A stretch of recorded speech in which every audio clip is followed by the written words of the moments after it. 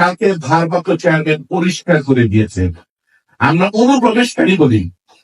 কারা অনুপ্রবেশকারী? এক হলো আওয়ামী লীগ সমর্থক, আর দ্বিতীয় অনুপ্রবেশকারী হলো যারা 16 বছর ঘুমিয়েছিল বিএনপি তথাকথিত নেতারা, কর্মীরা কিন্তু ঘুমিয়েছিল।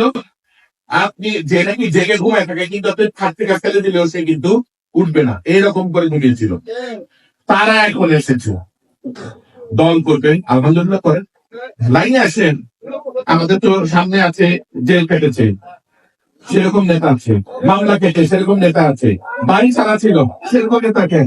আগ থেকে মশারি টাঙিয়ে ঘুমিয়েছে আন্দোলনের সময়, এমন নেতা কর্মী এখানে আছে, তাদের পরে আসেন।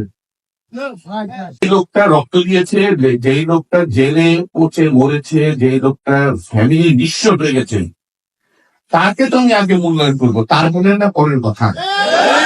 এবার রাজনীতি এত সোজা না। প্রত্যেকের আমল নামা, আমার আমল নামা যেমন আছে দলের কাছে, আপনাদের আমল নামা আমাদের কাছে আছে। এই আওয়ামী ফ্যাসিস্টদেরকে জায়গা করতে চাই, দল ঠিক সেভাবে সিদ্ধান্ত নিবে।